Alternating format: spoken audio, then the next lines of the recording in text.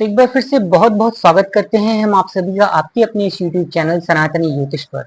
दर्शकों, आज हम चर्चा करेंगे उन संकेतों की, उन अनुभवों की और उन लक्षणों की कि जब आपको आपका मंत्र सिद्ध हो चुका होता है।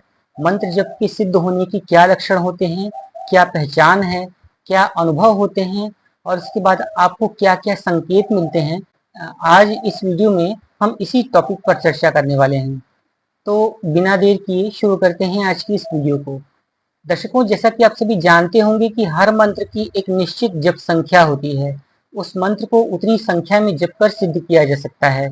उदाहरण के लिए नवाण मंत्र की चर्चा करूं तो नवाण मंत्र में 9 अक्षर होते हैं। तो इन 9 अक्षरों के लिए 9 लाख का मंत्र जप करना बताया गया है। ठीक इसी प्रकार से भगवान शिव का मंत्र पंचाक्षरी मंत्र है। इस पंचाक्षरी मंत्र के जाप के लिए 5 लाख जप की संख्या बताई गई है। लेकिन इतने लंबे समय तक इतने अधिक कठिन जाप को कर पाना हर किसी के वश की बात नहीं है।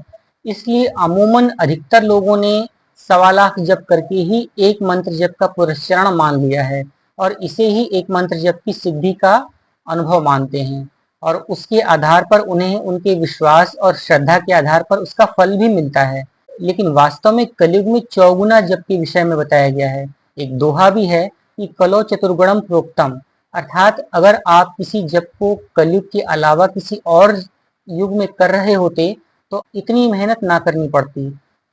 लेकिन अब चूंकि कलयुग का चरण चल रहा है और कलयुग में पाप अधर्म ज्यादा है, तो ऐसी स्थिति में आपको आपके जप की संपूर्णता के लिए एक पुरस्चरण पूरा करने के लिए चौगुना जाप करना पड़ता है।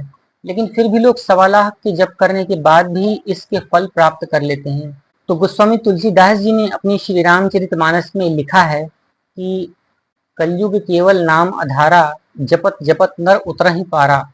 अर्थात कलयुग में भगवान का नाम लेना ही सबसे बड़ा जाप है और इसका जाप करके ही मनुष्य इस भवसागर से पार हो जाएगा। तो इसलिए कलयुग किसी मायनों में अच्छा भी है।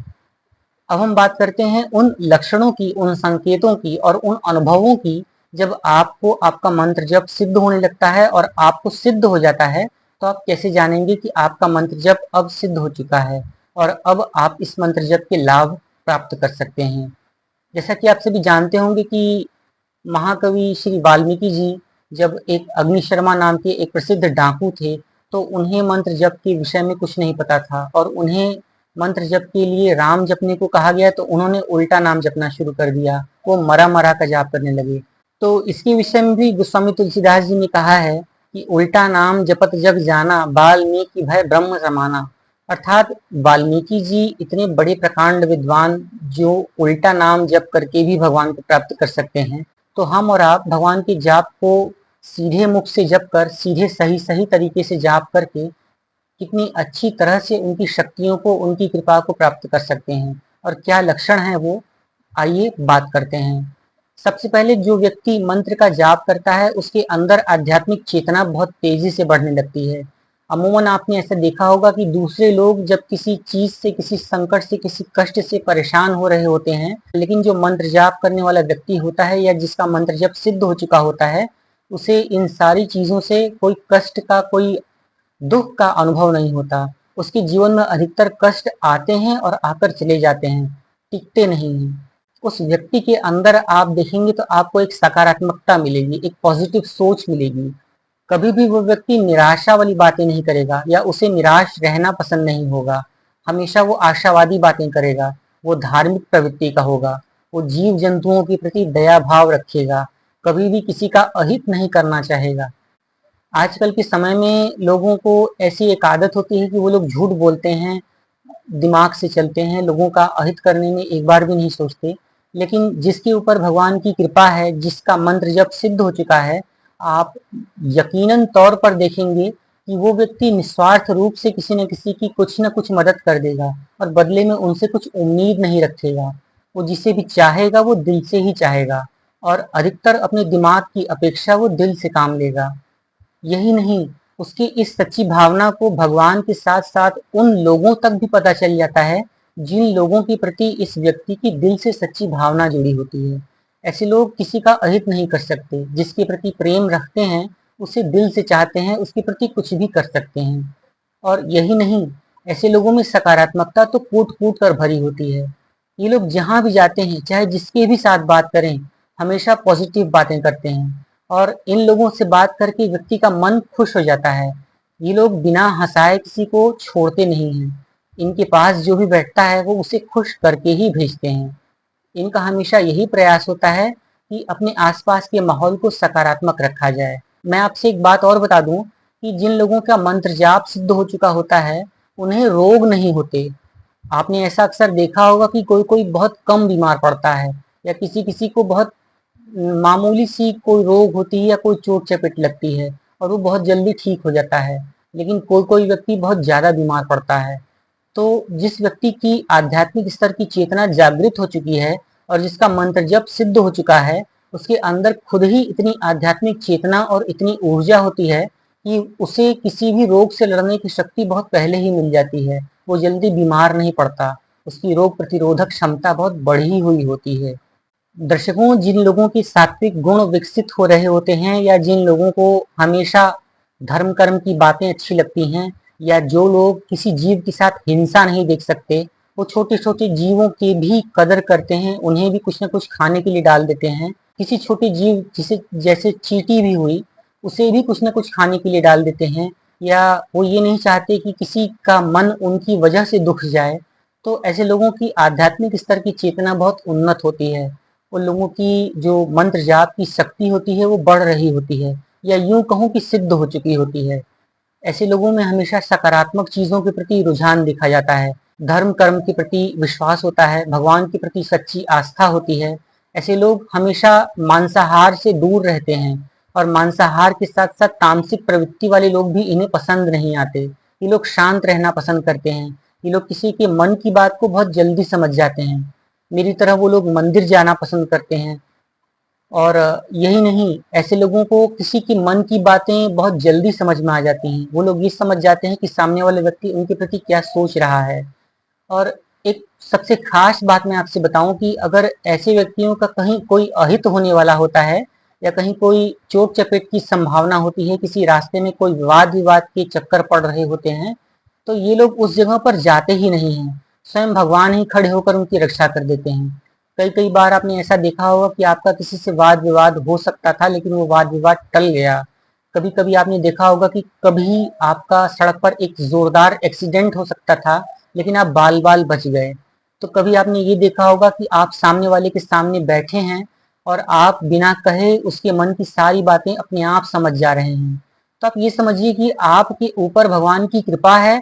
आपका मंत्र जाप, आपकी जो आध्यात्मिक चेतना है वो जागृत हो चुकी है और इसकी वजह से आप सामने वाले को पूरा अच्छी तरीके से पढ़ सकते हैं। ऐसे लोग सात्विक प्रवृत्ति के होते हैं, सात्विक विचारों वाले व्यक्ति होते हैं, सात्विक भोजन करते हैं, सात्विक सोच रखते हैं। सात्विकता तो इनके अंदर कूट कूट कर भरी होती है।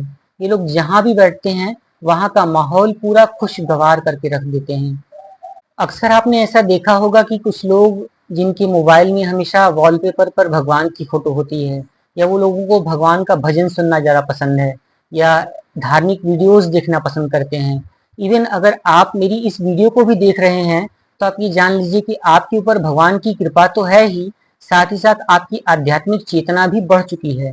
क्योंकि ऐसे लोग जिनकी आध्यात्मिक चेतना बढ़ी होती है, जिन लोगों का मंत्र जाप सिद्ध हो चुका होता है या होने वाला होता है, वो ऐसी ही चीजों की खोज में लगे रहते हैं, ऐसे ही चैनल्स की खोज में लगे रहते हैं जो धर्म को आगे बढ़ाती हैं, जो धर्म के संबंध में होती हैं और ईश्वर के प्रति उनके विषय को और अधिक बढ़ाती हैं। तो अगर आप इस तरीके की चैनल्स को देख रहे हैं, हमारे चैनल को देख रहे हैं, हमारी इस वीडियो को यहाँ तक देख रहे हैं, तो आप ये अच्छी तरह से जान लीजिए कि आपके अंदर सकारात्मकता कूट कूट कर भरी है। आपके ऊपर ईश्वर की कृपा है और यही नहीं, आपकी आध्यात्मिक चेतना का जो स्तर है वो आम मनुष्यों की तुलना में काफी ऊपर है। आपने अधिकतर देखा होगा कि आजकल के लड़के लड़कियों के मोबाइल में गंदी तस्वीरें, पोर्न वीडियोस या फिर हिंसा मारधाड़ वाली चीजें या फिर कुछ ऐसी तस्वीरें होती हैं जो नेगेटिविटी को शो करती हैं। लेकिन जब धार्मिक व्यक्तियों की या जिन लोगों की मंत्र जाप सिद्ध हो चुके हैं या हमारे चैनल के जो दर्शक हैं, मेरी गारंटी है कि अगर आप इन लोगों की मोबाइल को देखेंगे या आप अपनी मोबाइल को खुद से जांच करेंगे तो आप ये पाएंगे कि आपके फ़ोन में कोई भी हिंसा वाली तस्वीरें या चीज़ें नहीं मिलेंगी। आपको मिलेंगी तो सिर्फ़ अच्छे-अच्छे भजन, कोटेशंस, भगवान की फ़ोटो, कोई अच्छी तस्वीरें या भगवान से जुड़ी हुई कोई चैनल्स। जैसे आप मेरी वीडियो अभी वॉच कर रहे हैं, तो ये भी एक सिंबल ही है, ये भी एक लक्षण ही है कि आपको ईश्वर के प्रति सच्ची श्रद्धा है। आप चाहते हैं कि आप इस धर्म के पथ पर आगे बढ़ें, आपको आपके मंत्र जाप की, आपके ईश्वर के प्रति सच्ची श्रद्धा बढ़े और आपको ये पता चले कि आप और क्या करके इस क्षेत्र में आगे बढ़ सकते हैं। क्योंकि मानव का जो शरीर है, ये कितने सारे जन्मों के बाद मनुष्य का जो जन्म मिलता है। तुलसीदास जी ने कहा है कि बड़े भाग मानुष तनु पावा। मेरे कहने का ये तात्पर्य है कि देवता लोग भी इस मनुष्य शरीर को प्राप्त करने के लिए तरसते हैं, क्योंकि वो चाहते हैं कि मनुष्य का शरीर प्राप्त करके वो धरती पर आकर अच्छे अच्छे कर्म कर सकें, जिससे वो उत्तम से उत्तम लोगों को प्राप्त कर सकें। और एक मनुष्य है जिसे वो ये पता ही नहीं चलता है कि धन, वैभव, काम वासना, हिंसा, लालच, चोरी, इन सारी चीज़ों में वो इतना उलझा होता है कि उसे अपने जीवन का मूल उद्देश्य, मूल लक्ष्य जो होता है, वो पता ही नहीं रहता है। तो इसलिए वो इन सारी चीज़ों के प्रति अनभिज्ञ होता है। लेकिन मैं बहुत खुश हूँ कि मुझे कहीं न कहीं एक दीपक, एक ज्ञान का प्रकाश प्राप्त हो रहा है आप सभी के माध्यम से और आप सभी को मेरे माध्यम से। इसलिए आप सभी मेरे साथ-साथ इस धर्म के पथ पर, अपनी आध्यात्मिक उन्नति के पथ पर आगे बढ़ रहे हैं और आपको इस बात का एहसास है, इस बात का अनुभव है कि अपने मानव जीवन की जो मूल उद्देश्य है, वो ईश्वर की प्राप्ति करना है। आपके मंत्र जाप के माध्यम से आप एक पहली सीढ़ी बनाते हैं, जिसके ज़रिए आप ईश्वर तक सच्ची श्रद्धा के माध्यम से उस आयाम तक, उस स्तर तक पहुँच जाते हैं कि जहाँ पर ईश्वर का साक्षात सानिध्य आपको मिल जाता है। आपने बहुत से ऐसे सिद्ध सन्यासियों के बारे में सुना होगा कि उन्हें किसी चीज़ को करने की आवश्यकता ही नहीं होती थी। उनकी इच्छा मात्र से ही उनका सारा कार्य बन जाता था और जब उन्होंने इस देह का त्याग किया, तो साक्षात जाकर ईश्वर की परम सत्ता में मिल गए। जैसे देवराहा बाबा हुए, जैसे बाबा कीनाराम हुए, जैसे तेलंग स्वामी जी हुए, जैसे स्वामी रामकृष्ण परमहंस जी हुए, जैसे बाबा बामा खेपा जी हुए।